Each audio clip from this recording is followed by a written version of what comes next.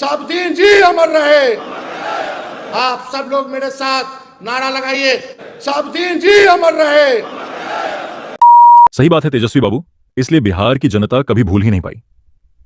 आइए आपके role model Shri Shahabuddin जी की एक दास्तान सुनते हैं। बात 16 अगस्त 2004 की है। बिहार के सिवान की एक सुबह एक दुकान खोलने की तैयारी हो रही थी। वो दुकान थी चंदा बाबू की। चंदा बाबू के 3 बेटे अपने काम में लगे थे।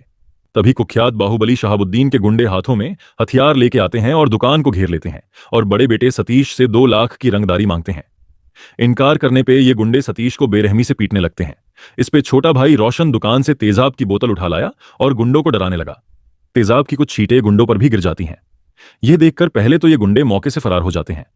तीनों भाइयों को लगा शायद मामला शांत हो गया, लेकिन तभी ये गुंडे वापस आते हैं और जो कुछ भी किया आपकी रूह कांप जाएगी। शहाबुद्दीन के निर्देशों पर वो गुंडे सतीश और गिरीश को गरम तेजाब से सरेआम नहला देते हैं। दोनों भाइयों की चीखों से पूरा बाजार गूंज उठता है। यह मंजर इतना भयानक था कि वहां मौजूद सभी लोगों की रूह कांप उठती है। दोनों मौके पर ही तड़प तड़प कर दम तोड़ देते हैं। वो गुंडे यहीं नहीं रुकते। उन्होंने दोनों भाइयों के शवों को टुकड़ों में काट दिया और उन्हें एक थैले में भरकर फेंक देते हैं।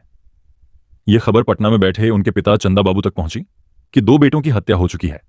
एक का किडनैप और दुकान खाक कर हो चुकी है। लेकिन जंगल राज में सिस्टम हमेशा की तरह चुप रहा। कोई अधिकारी शहाबुद्दीन के खिलाफ नहीं बोल सका। फिर आया साल 2005, जब नीतीश कुमार ने सत्ता संभाली और चंदा बाबू को पहली बार न्याय की आशा जगी। केस आगे बढ़ा, लेकिन इस केस को भी 10 साल गुजर गए। खैर, गवाह बना राजीव। लेकिन 16 जून 2014 गवाही से ठीक 3 दिन पहले ही राजीव को सिवान के डीएवी मोड़ पर गोली से छलनी कर दिया गया। 18 दिन पहले ही उसकी शादी हुई थी। इस लड़ाई में चंदा बाबू ने अपने 3 बेटे खो दिए, मगर वो झुके नहीं। तेजस्वी जी, अगर ऐसे इंसान के लिए आप जिंदाबाद कहते हैं तो वही होगा जो बिहार की जनता ने आपका साथ किया। थोड़ा पढ़ाई पे ध्यान दे और कम से कम 10वीं पास करे। आपकी और आपकी पार्टी के लिए यही बेहतर है।